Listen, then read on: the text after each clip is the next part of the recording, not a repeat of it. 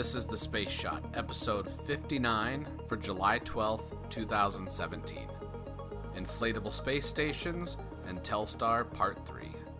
Hey everyone, welcome to The Space Shot, your daily space history, pop culture, and news fix. I'm John Molnix.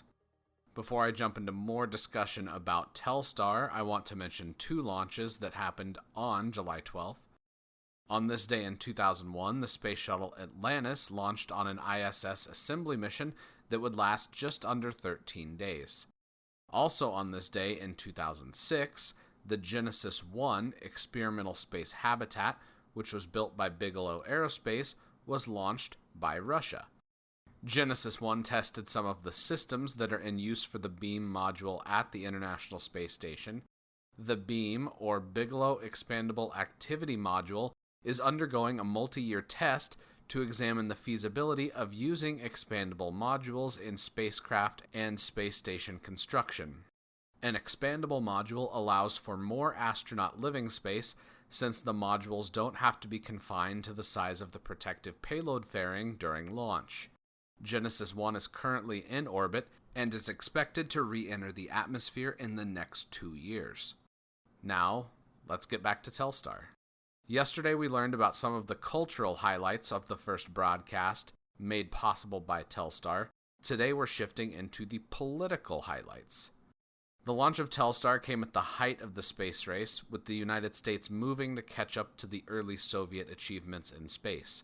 Naturally, showcasing American astronauts and space complexes to the world was a way to counter the secretive and obfuscated world of Soviet spaceflight. The Telstar launch also came at a time of increased tensions between the two superpowers due to a recent round of atmospheric nuclear weapons testing. The program shifted to President Kennedy's press conference right after showing viewers the Cubs-Phillies game that I mentioned yesterday. Here are a few excerpts from Kennedy's remarks. Mr. President, the Russians appear to insist on being the last ones to conduct nuclear tests because we were the first.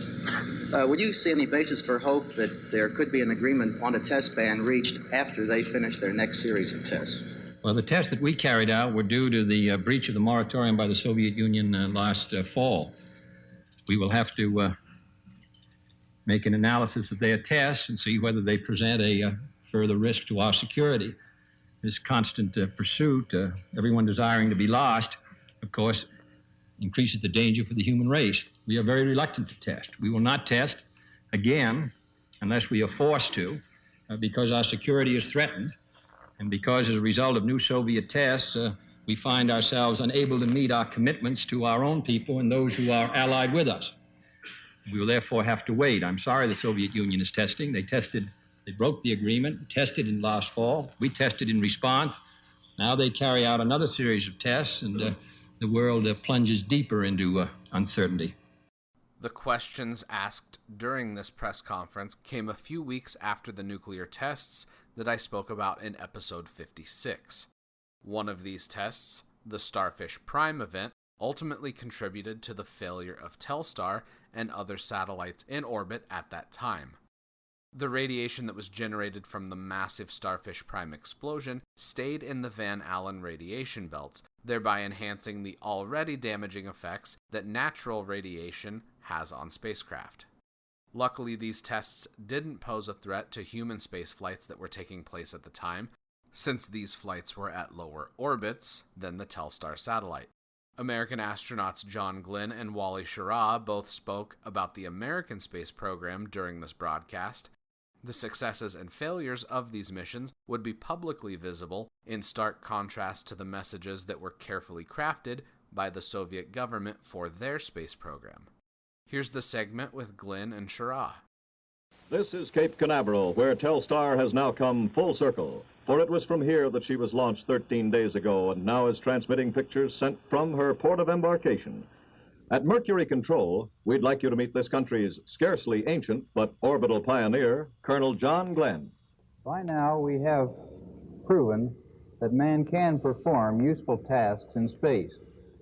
We have also begun to use man as a scientific observer during these flights.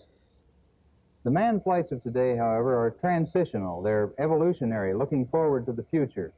And next year, we should have our full one-day-long missions up. Beyond that, we're looking forward to Project Gemini, a two-man craft which can stay in orbit for periods of up to 2 weeks. Beyond that, of course, our three-man project of Project Apollo for the moon landing, and Apollo will take us to the moon and back. With communication satellites such as we're using today, live coverage and the information that we gain on these flights can be shared with all of you on an international basis. I would like to introduce you now to our next man in space, Commander Wally Schirra. Here at Hangar S in the White Room, we're working on the spacecraft for my flight. The flight plan calls for up to 6 orbits, 9 hours in space. The map plot in Mercury Control shows that we've shifted our prime recovery area from the Atlantic to the Pacific, near Midway Island. We have made a number of changes in equipment and quite a few changes in the control circuits.